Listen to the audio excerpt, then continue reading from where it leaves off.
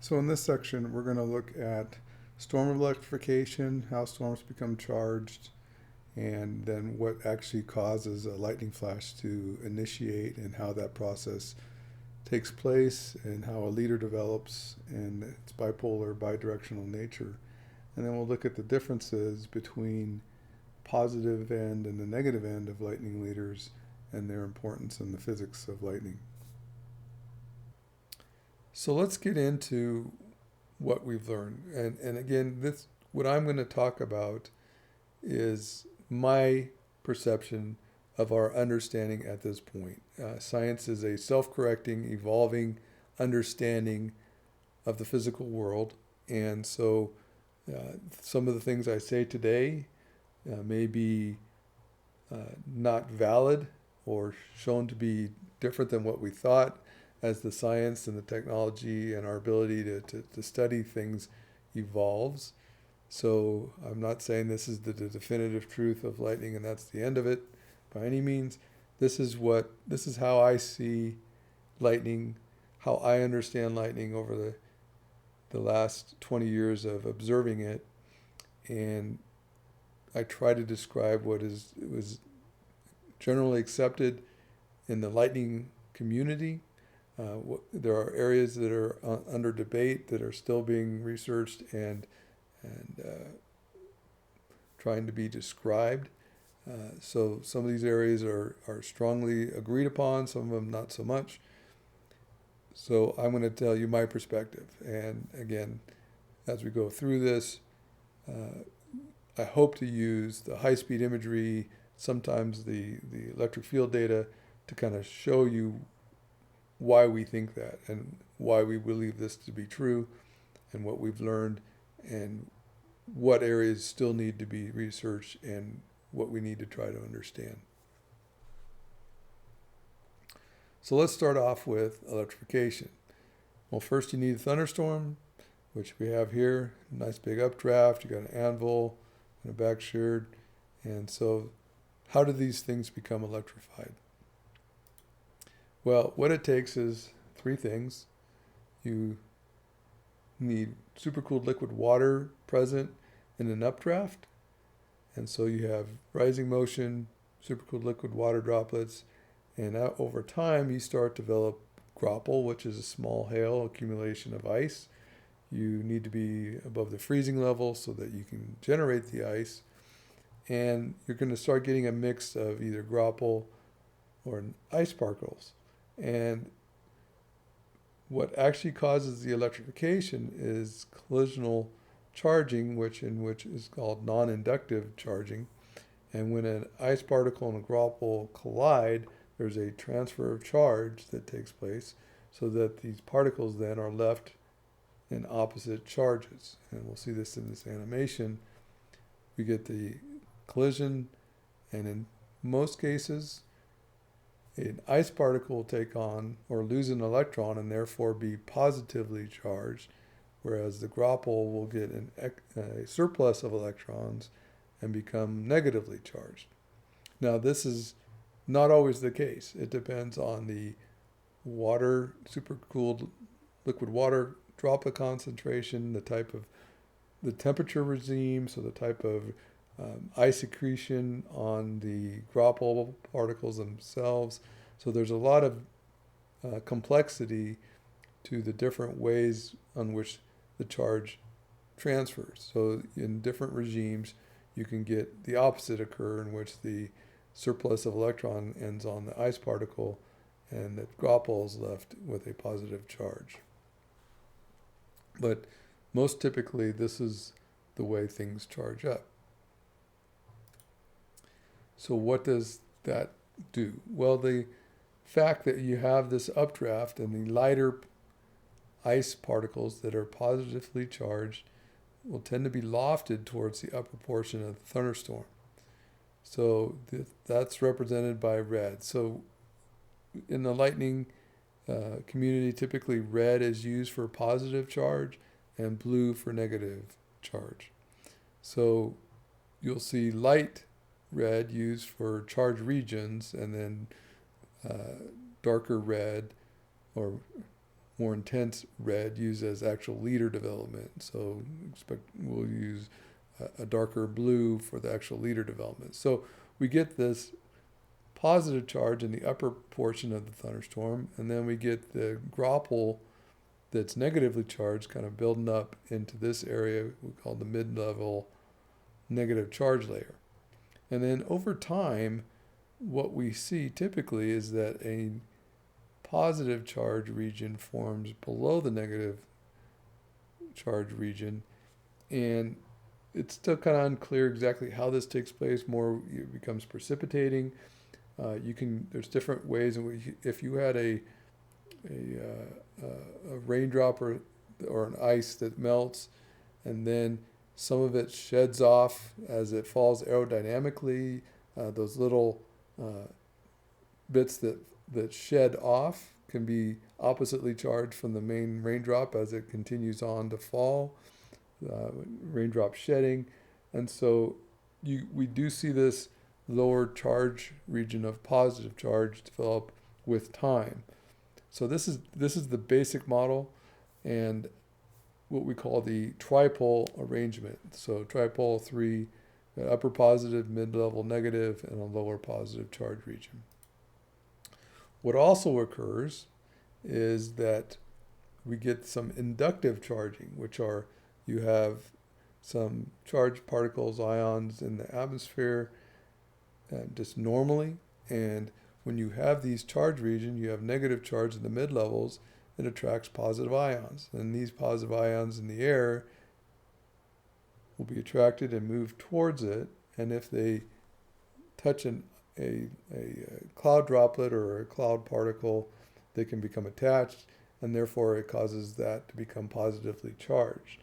And we called this a screening layer. It's an inductive process because it's induced to the fact that it's being attracted to the main charge region. And so on the periphery of cloud surfaces, you can get what we call a screening layer of opposite charge. And so above the upper positive charge region, you can get a screening layer of negative charge on the boundaries below it, and then same thing at the bottom, at the base of the cloud. Also, you have another inductive process in which the ground, the earth, which is a relatively good conductor of charge, will respond to the charge above it. And again, dominantly it's the lowest altitude, and more dominantly due to its volume is this negative charge region. And what that tends to do is induce positive charge on the ground, in the ground, below it. And so you have induced charge of opposite polarity on the ground. And the same could be said for the positive charge region. If it's further away and less influenced by this main negative charge region, you can induce negative charge on the ground away from the storm underneath the positive charge region. So you have these non-inductive charging mechanisms that take place that create the charge regions. You get screening layers of charge. You get induced charge. So there's a number of different processes that cause the storm to actually electrify. As I mentioned, the electrification process may not always end up with a ice particle being positively charged. It can be negatively charged, and the grapple can be positively charged. In that case, we get what is called an inverted storm. In that case, you have a upper main negative charge region and a mid-level positive charge region. And then for the similar reasons, you end up developing a lower negative charge region as a result. So you can get a tripole just the same, but the polarities are inverted from what typically happens. And we call this an inverted storm. And likewise, the screening layers, the induced charge layers would all respond accordingly. So I mentioned previously that it's the aircraft that actually initiates lightning flashes in most cases when aircraft are struck by lightning. And this is actually an observation sent to be by someone, I think it was in Australia. This is, I think, near Sydney, Qantas Airlines. airliner that got struck by lightning, and you'll notice there's an aircraft here. It's standard definition video, and the two attachment points, you have it on the nose and the rear. The aircraft's flying left to right, but you'll notice this branching. It's both going up in this case and going down. So that shows you, and as we'll see, leaders branch in the direction that they're propagating. So we'll see that this in fact is bidirectional, bipolar lightning leader development. And let's watch this.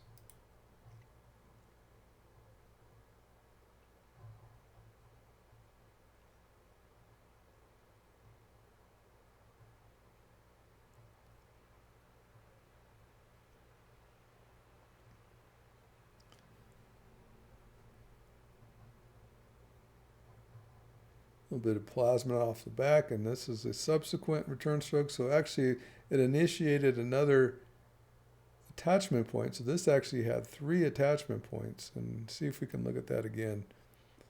So the first 2 is off the nose and the tail of the aircraft.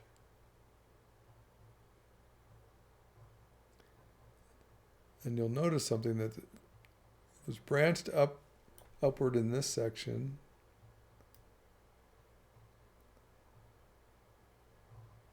But then there was some downward branching. And there's a break. And now that downward branching could have been associated with some nearby leader activity, not associated with that specific channel. You have some plasma that's trailing behind, probably again melted off metal from the aircraft extremity. And then you get a second stroke. And what this shows is that you could have more than 2 attachment points. So this subsequent stroke, as we call it, and it's branching downward, so it came down from the cloud. So that indicates, and I'll get into why this is, that the positive leader was the one going up and the negative one coming down.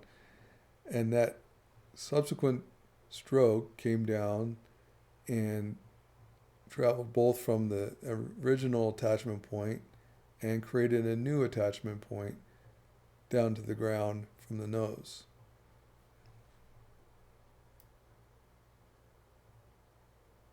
So this is a unique flash because there was actually 3 attachment points.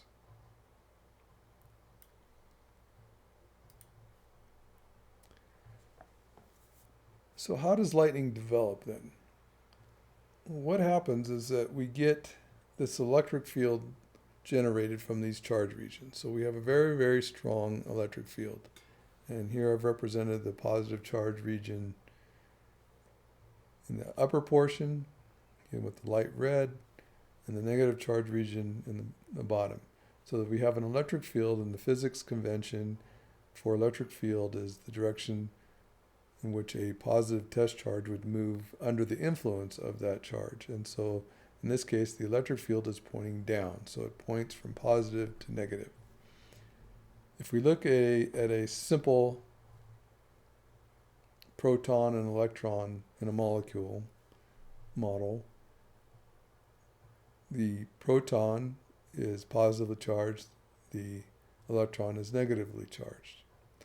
And what happens is that you get an ionization of a molecule in which the electron is liberated from that molecule and starts moving and accelerating towards the positive charge region along these electric field lines, or in response to the electric field. And the strength of the electric field determines how much force and how much acceleration. The proton, being more massive than the electron, will move slower or accelerate more slowly than the electron.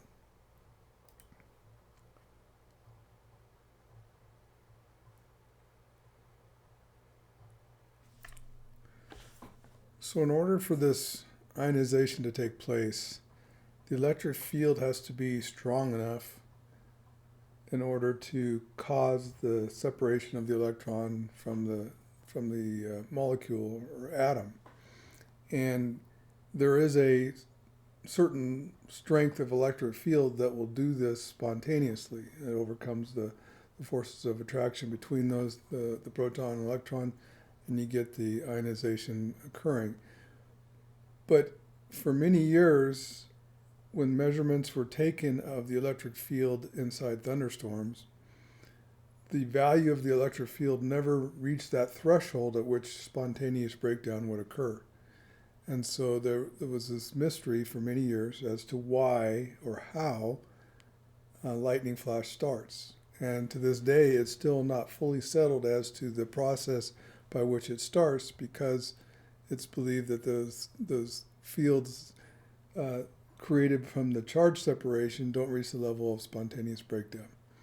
So the idea is that there's a number of different ideas or theories related to how this starts, and I'll talk about those and what the most agreed upon theory is at this point. One of the ideas was that you have these hydrometeors that have charge on them. The shape of the hydrometeor can enhance the electric field locally and therefore cause a temporary excursion above the threshold at which breakdown would occur. So that's the shape of the hydrometeors that aid in the intensification of the electric field so that it reaches that breakdown point. Or a cluster of hydrometeors due to the turbulence and the density of hydrometeors within the storm as the storm is growing, and there's updrafts, downdrafts, and such, and turbulence, that there can be a temporary condition in which these hydrometeors conglomerate and the electric field is enhanced again to the point that we're in localized areas, you exceed the breakdown threshold, and the breakdown or the ionization starts off and the lightning flash begins.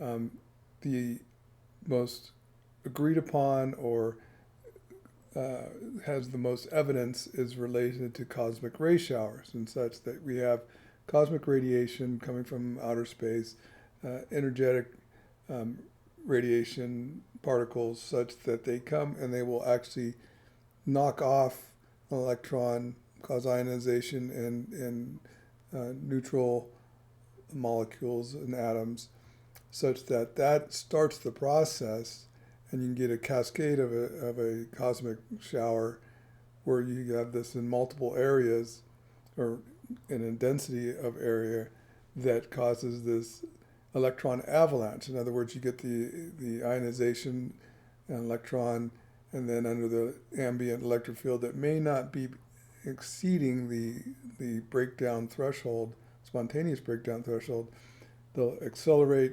collide with other molecules and cause ionization, further ionization. You get an electron avalanche caused by this cosmic ray shower, and you get an electron avalanche, runaway breakdown as far as the leader development, and that is what initiates the leader.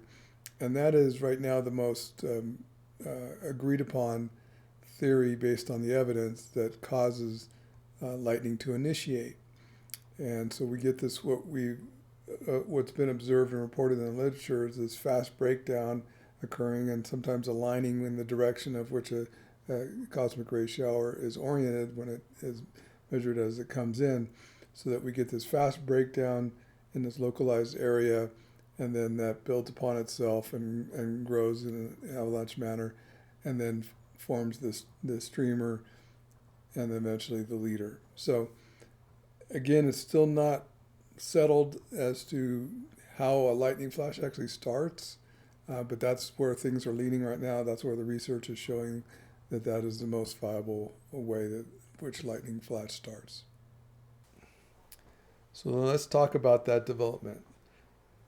We know that we get the separation of electrons and protons, or positive ions, negative ions, with oxygen, nitrogen, and the air species. So we're starting actually with neutral air. This is not charged particles moving rapidly causing lightning. This is the electric field being present. We get ionization of neutral air, nitrogen, oxygen, and the less common species, carbon dioxide, argon, those things. and we ionize the neutral air, it becomes more energetic, has a streamer phase, and then transitions to a leader phase. We get the development of the leader. The leader grows in two directions with a negative end going up towards the positive charge region. So what do we mean by that? Why do we call it negative? Well, what happens is that, again, electrons are liberated from molecules and they move in the direction of the positive charge, and so they go out in front of this leader that's forming. And so they're collecting out in front, and they're going into a decreasing electric field because they're moving out and away from the leader tip. On the other end of the leader, we have electrons, but they're being driven inward to that leader because they're going away from the negative charge region, they're moving towards the positive charge region, and they're moving into this leader tip that's forming. And so we see growth in two different ways, and that has to do with how the electrons are moving. The positive end of the leader, electrons are moving into the leader tip. With the negative end, electrons are being driven forward and away as the breakdown, and that's what we call the process at which a leader forms is breakdown of the air, because we're literally breaking the air down and thermalizing it into a plasma. And so we move bidirectionally and in a bipolar fashion. So we're at the point where we can answer, what is lightning? Lightning is simply the development of a hot, kinetically, thermally ionized channel of conductive plasma, and that's defined as a leader. The positive leader, or the positive end of the leader, has a deficit of electrons at its tip because those electrons are moving into the leader tip and accelerating away from the leader tip. The negative leader has a surplus at its tip because electrons are being collected at the tip and everything is moving towards the tip of that negative leader. Naturally occurring leaders are bipolar and they're bidirectional, as we've shown quite clearly, and we'll even show more clearly with the high-speed imagery. Leaders initiating from an object on the ground, we're going to show those are monopolar and unidirectional. They're not bipolar when they initiate from the ground. They actually are unipolar, and that is just one polarity initiating from a tall object on the ground. Where the leaders propagate and whether one end connects with the ground or not determines the type of lightning. There's really cloud flashes and there's ground flashes. There's flashes in which the leaders stay within the confines of the cloud, or maybe they travel outside of the cloud, but those are cloud flashes in the sense that they do not touch the ground. Ground flashes, one end of that bidirectional bipolar leader reaches to the ground, connects with the ground, and causes what we call a return stroke. And we'll get into the specifics of return stroke. Those are the two types of lightning in general. Now we can characterize those into other subcategories based on their behavior, their appearance, and such. But in essence, what we're talking about is simply the development of leaders. A plasma leader in the cloud, or from a tall object traveling up into the air above. Dr. Vlad Mazur stated to me that lightning is beautifully simple. There are only leaders. As I got into this process, I was pretty intimidated. I thought, wow, I really want to study lightning. I want to learn about it. But it just seemed so overwhelming. It seemed just so complex. There's just all these intricacies and it got into electric field theory and all these other aspects that just seemed quite daunting. But he summed it up as being very simple. You only have leaders, and the leaders start in a bidirectional, bipolar manner, and they develop. That's lightning. And to keep it that simple really helped me understand as I went through and studied lightning, because if you keep that in the back of your mind, everything else should make sense in the context that they're only leaders. And you'll see that's the case as we go through this, is that we're always talking about the leaders and how they develop, how they behave, what they do, then characterize the fact that they are leaders that are growing and redeveloping in some cases. And we can talk about those characteristics based on that knowledge. So we've actually captured in high-speed cameras this bipolar, bidirectional development as it occurs starting in neutral clear air. And these were quite amazing to see because they had never been seen before with a digital high-speed camera until we captured these. And there's not a huge number of observations, but there's increasingly so with all the high-speed cameras. Essentially, every lightning researcher now uses high-speed cameras to study lightning because it's almost essential. But back then, we were learning so much so quickly with these high-speed cameras as their speeds evolved and their resolutions evolved, and we were able to see things much more clearly with high-speed cameras. So in 2009, I recorded the first time that I saw the bipolar leader development. I'm not saying that's the first time it was ever recorded, but that's the first time I captured it. And here, this one is in 2013, I think shows very clearly this process. And what we're going to notice is that there's a very big difference between the way the positive end and the negative end propagates. And so what we're looking at here is a high-speed capture, and we have a positive leader that had developed and is still growing here at the tip. Nearby this positive leader, what we're going to see is a brand new bipolar leader develop near it. You're going to see a positive end grow away from that positive leader because that's a positively charged leader, and the negative end grow towards the positive leader since it's attracted to the opposite polarity, and actually attach to that positive leader and create a new branch. And you're also going to notice something very different between the behavior between the positive and negative end. The positive end is going to be non-branched, and it's not going to fluctuate and flicker like the negative end. So let's take a look at that.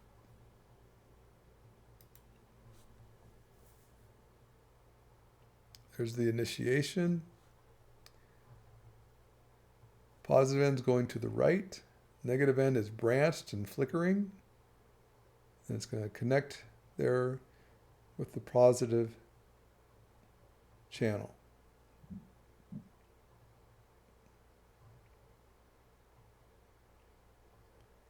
So we're literally seeing the birth of a lightning channel. And that's what it looks like.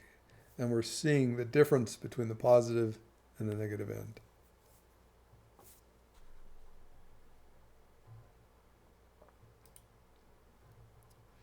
I mentioned that lightning that initiates from an object attached to the ground, and I'm not talking about lightning that develops bidirectionally in the cloud and comes down and strikes something, but something that initiates from the ground and continues up. But that is what we call upward lightning. And here is an example of this. And what we're going to see here is an upward positive leader initiate from a tower in Rapid City. So it just initiates one direction. It's not bipolar, bidirectional. It's simply an upward developing positive leader.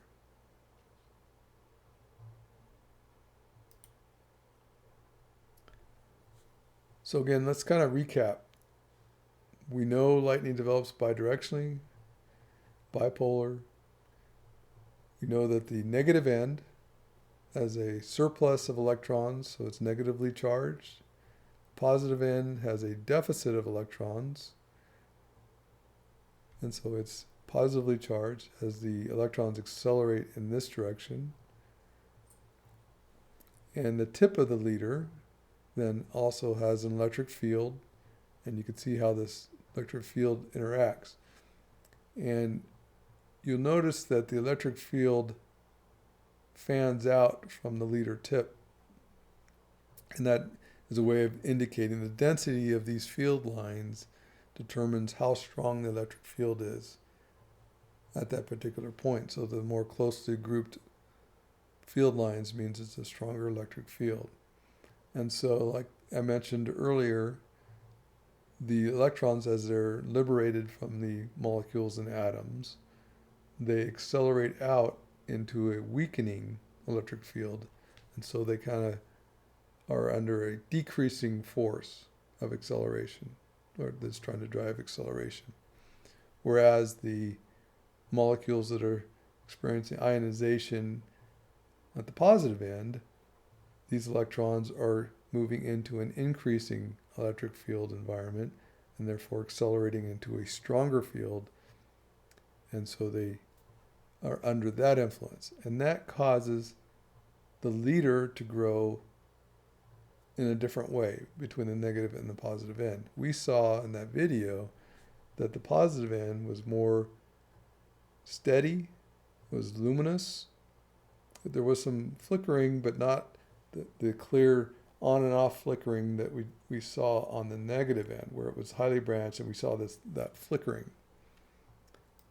And what happens is that on the negative end, because those electrons are accelerating into a weaker electric field, we get what is called step leader activity. And what a step leader is essentially it's a new leader, a new bidirectional, bipolar leader. A leader stem is the word used to describe them, that develops in front of the negative leader tip. And this new leader, small leader, has a negative end and a positive end. The negative end travels away from the leader tip. The positive end travels towards the negative end and actually attaches. And when it attaches, this step creates a new segment of negative leader. So the negative leader typically grows in a stepped fashion. We get these bipolar, bidirectional leaders that form at the tip of it. They're detached from the leader, but then they grow bidirectionally and connect.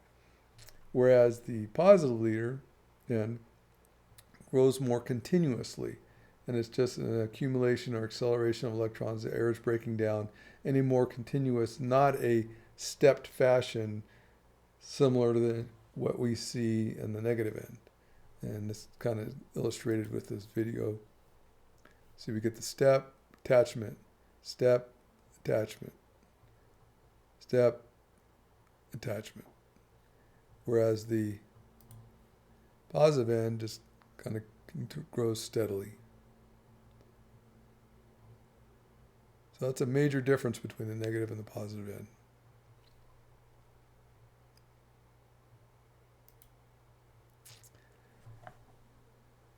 So we've seen clear differences in the behavior of both the positive and the negative end of the leaders. And these have been observed with the high-speed cameras. We can even see them with the electric field data as far as the intensity and the patterns of emissions by the leaders.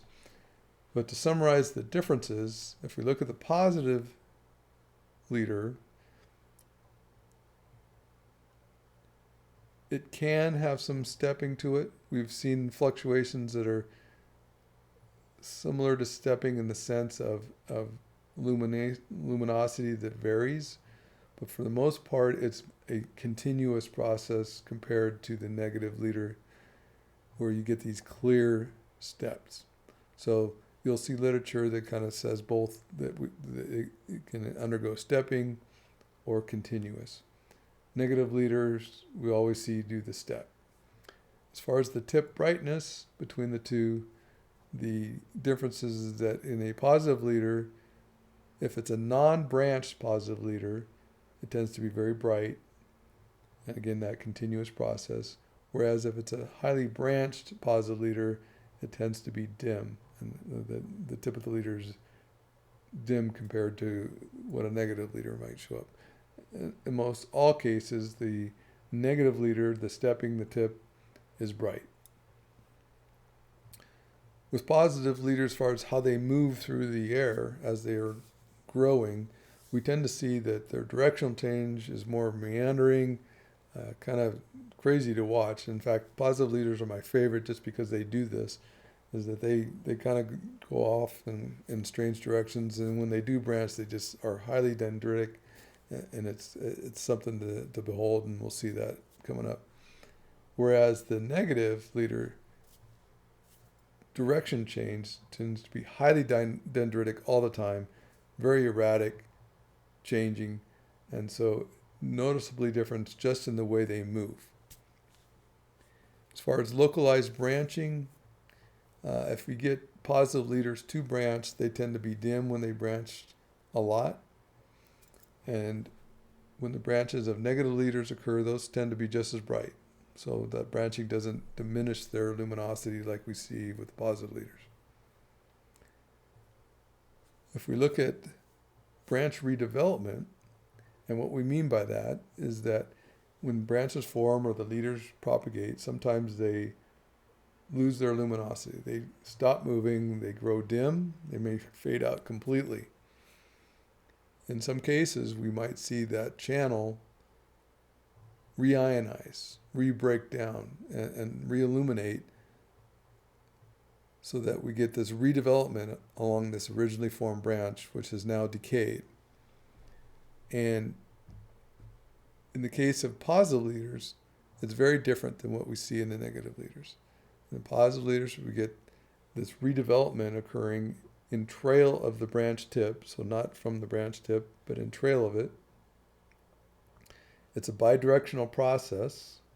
It tends to be dominantly negative as far as what we see visually during that redevelopment, and that it seems to happen spontaneously, like there's really nothing that we can see that triggers it, or it can be induced by nearby flash activity where we see a clear enhancement in luminosity nearby from other flash activity, which means that likely there's an electric field change as a result of that, and that induces suddenly you see this redevelopment as a result of nearby electric field changes due to other flight or other electric field changes from lightning flashes or lightning flash components nearby. Sorry, that took me a little bit to get that out. And we frequently observe this redevelopment, and we call those recoil leaders, and we'll get into those. Whereas in negative leaders, when they decay and then redevelop, instead of being kind of in trail of where the positive leader tip was, in the case of a negative leader, we don't see redevelopment in that same area at all, or rarely. We've seen just a couple cases, myself personally and others, that have appeared similarly, but it's only in like 2 or 3 cases I've seen it in 20 years that I've observed. More dominantly and very frequently, what we see is that it's the branch point that reilluminates, in which the branch point outward towards the tip reionizes, redevelops, and that's much different than what we see with positive leaders. It is a bidirectional process, and such that from that branch point, if the main channel from which it branches dim, we'll see luminosity travel down that main branch as well as go out the branch. Like I said, it's kind of prograde dominant, and again, it can be spontaneous or it can be induced by other flash activity, but it's infrequently observed compared to how often we see the positive leaders develop. And this has always been the case. We see recoil leaders and positive leaders reionize often, and not so much with, in fact, hardly at all comparatively between the positive and negative. So let's look at these different leader behaviors. This first one is a positive leader, and In this case, this is a non-branch, bright, meandering, positive leader. And this is kind of one of the two modes that we see positive leaders develop in. In this case, this leader came down and caused a return stroke of 223 kiloamps, as recorded by the National Lightning Detection Network system. And right off the bat, you'll notice here on this still image of it is that there's this fuzzy thing off the tip of it. What that is what we call a corona brush. I talked about how when we get the initial breakdown of the air, we get to a streamer phase, in which is a cold breakdown. It's ionizing, but it's less energetic than the hot plasma, highly kinetic thermalized leader. And that's what we're seeing here. This is the tip of the leader. Its ionization is going on, but it's a corona. It's that streamer phase, and it's at the tip of the leader. This will soon become highly thermalized leader. So let's watch this. This is recorded at 100,000 images per second.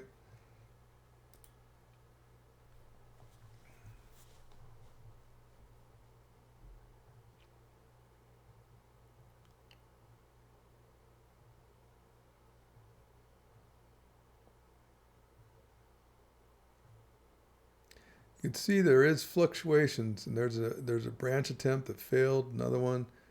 There is fluctuations, but not clear stepping, as we'll see with the negative leaders. And then the brightness increasing due to the return stroke, which we see a very intense increase in both the brightness, heating, current flow in that channel once it touches the ground again, which the ground is a good conductor. Charge can flow really well through the ground, and that causes the return stroke. So let's look more closely at this corona brush at the tip of a positive leader. Here's an upward developing positive leader. And what we'll see is this, if you watch this fan, you'll see that it kind of splits, like it'll cut off, and then part of it goes to the right, part of it goes to the left, in an attempt to branch. And in this case, it never does successfully branch, but it attempts to do so. And interesting things happen at those points subsequent to this, and I'll talk about those in a bit, but let's just watch this one grow. See, it kind of splits, tries to branch. So that head kind of gives you an indication of which direction it's going to go, and that's because that's the direction in which most of the breakdown is occurring, and that changes over time.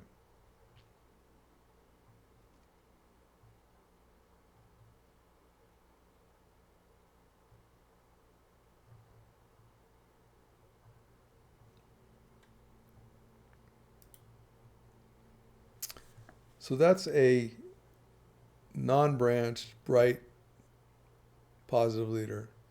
Now we're going to look at the other end of the spectrum with positive leaders, and those are the ones that branch highly.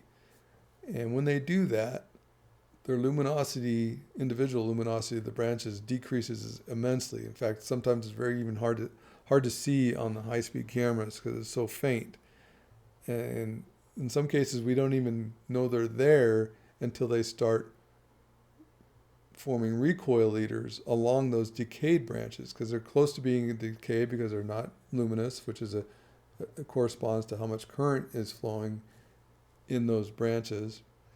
And so they will tend to be faint, and then we'll see redevelopment in the form of recoil leaders along those decayed branches. But you'll see it's completely different from a single non-branch positive leader.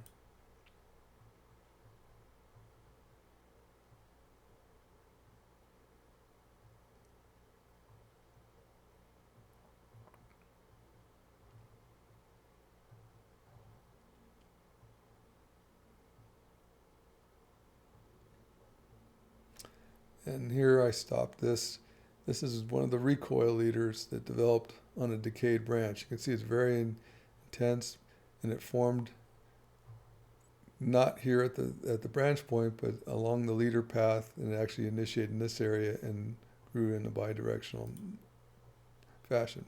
Here's another example. This is a little slower speed at 1,000 images per second, but it kind of highlights how this redevelopment or recoil leader development occurs on the decayed branches. So if you focus on the two yellow points, this is the branch point, here's the tip, and you watch this one first, and then once the recoil leader develops, then you kind of can transition to these other two and how they develop. So there's the branch, tip keeps going, but then it starts to fade out, and then once it fades out, then a very bright recoil leader forms there.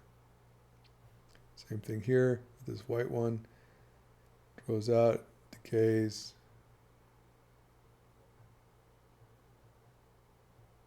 and we get the recoil leader. And multiple recoil leaders along the same channel path.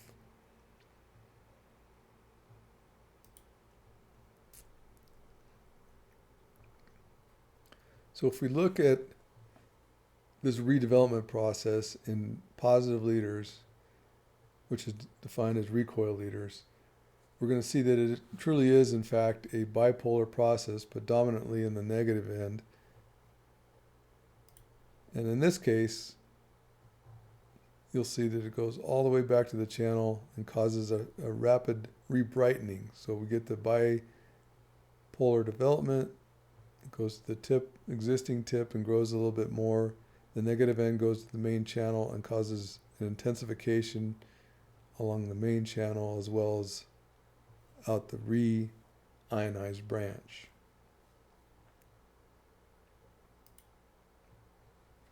We can actually see this difference in digital still imagery. This is an example of, these are all positive leaders during the same flash. So this is just an open exposure, single flash occurred, but we see the different spectrum of behavior all in one flash. So this furthest flash or lowest channel is more non-branched, brighter. This middle one is less intense with more branching, and this upper one highly branched but not as intense with all these branches occurring on it. So that is a good example of the spectrum of positive leader development. So if we kind of explain what's going on in terms of polarity, we can envision here a positive leader has come down, it's branched, it's got a positive end, it's got a negative end. And what we're going to see is redevelopment on the decayed. This branch is going to decay, and we're going to see that redevelopment. So the leader is formed, the branch decays, and then we get a negative end and a positive end developing. We'll watch that again. Decays. We get a bidirectional redevelopment. This is the recoil leader. Its negative end continues back along the previously formed pathway. Positive end goes back out to the tip and extends it a little further. The negative end then connects with the channel, and then that causes an intensification of current flow along the main channel from the attachment point back along that route, back out to the end of the channel, reionizing that branch.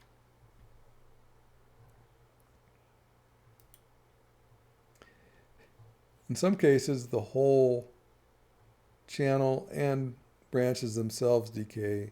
And in that case, what we typically see is the negative end will continue past the branch point and continue back along the pathway. So the whole thing decays, recoil leader forms, and it just kind of keeps going. And again, these may decay and nothing happens again, or they may decay and then another one keeps reforming along that, trying to reestablish the luminosity on it. And interestingly, sometimes they will reach the branch point, instead of going back along the main channel path from which it came, they'll turn the corner and go back out a different branch or down the main channel in the opposite direction. We call this kind of a check mark signature. And again, we see this a lot too. So clearly it was more favorable in the electric field environment, whether it's resistivity, conductiveness of the decayed channel is more favorable for that negative end to continue out the channel in this direction rather than going that way.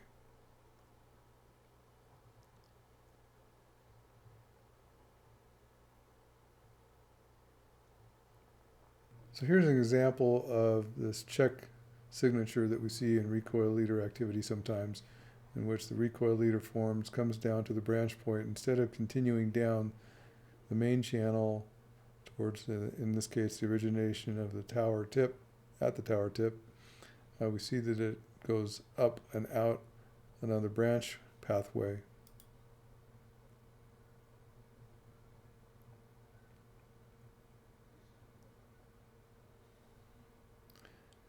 See a little bit of luminosity continuing on further down, and actually then we see another evidence of another check signature.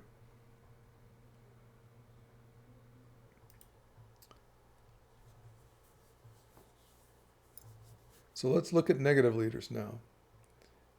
And like I said, we're going to see that these occur in a stepped leader fashion, and you're going to see all these little luminosity things that you're seeing here are the step leader process taking place.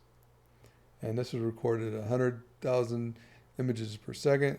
The return stroke channel that will occur from the main downward branch occurs out of frame to the right here. So this is just some of the branching that is continuing down, and then you'll see the return stroke, and that return stroke results in the entire branching network decaying.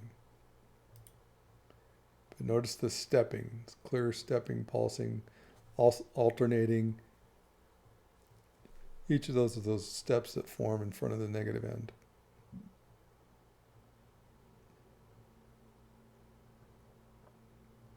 And there's the return stroke.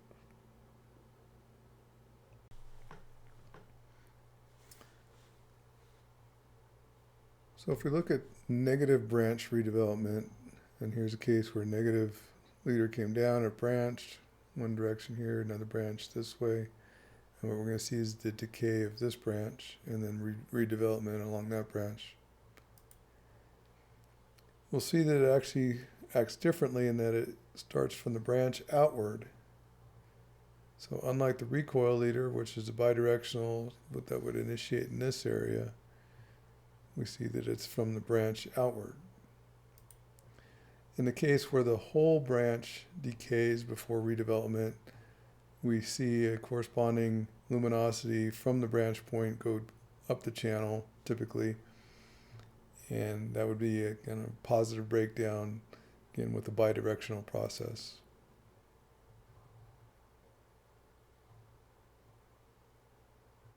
So clearly there's a difference between the way the positive leaders behave and the negative leaders behave as far in regards to the redevelopment.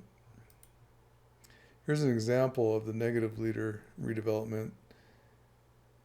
What we're going to see here is a main negative channel come along this way. Step leaders are here at the tip. There was a branch that forms, travels this direction, and then decays. And we'll see the redevelopment here go back out the decayed channel. Luminosity also increases backward along the main channel direction.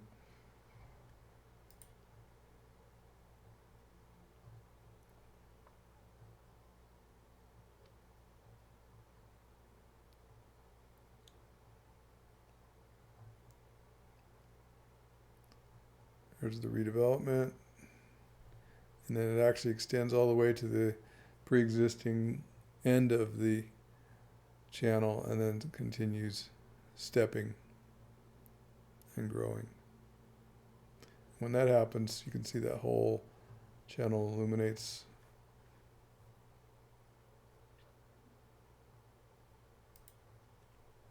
Another example in which negative branch came down here, decayed, and then we'll see redevelopment right at these branch points.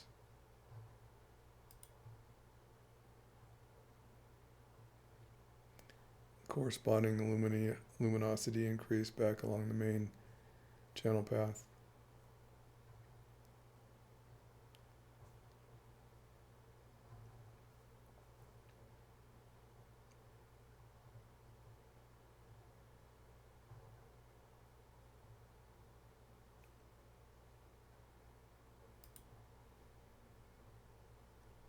So again, to summarize the differences between positive and negative leaders, and stepping, positive leader can both be a stepped appearance and continuous.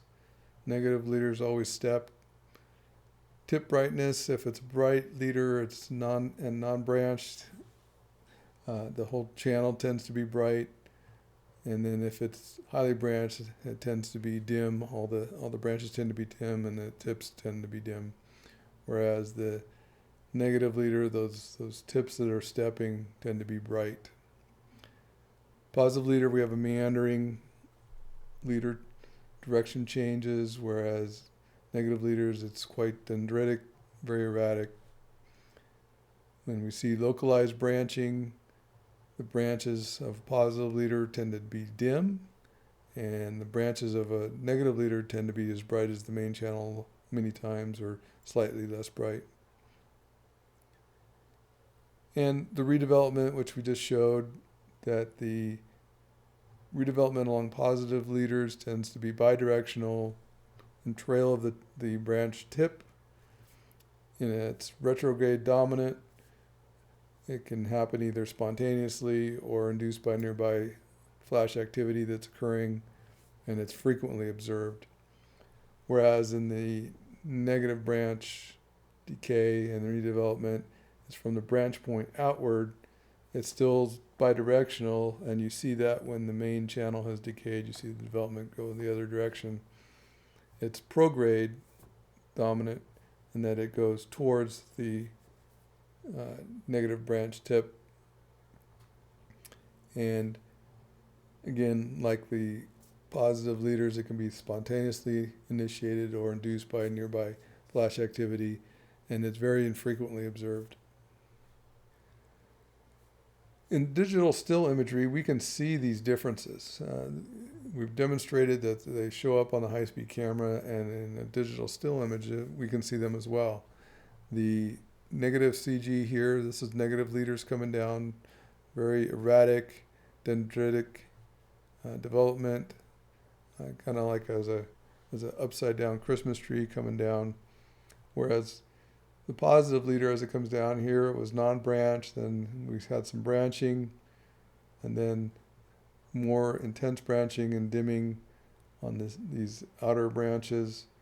And sometimes positive CGs will come down and branch profusely at the end, or they'll branch a lot at the beginning and then not branch towards the end. So we see this clear difference in the two in digital still images. I had one person that I had worked with called this a centipede, and then this would be a squashed centipede. Here's more examples of the differences. Here in this case, this is positive. And you can see the more erratic direction change in the negative leaders.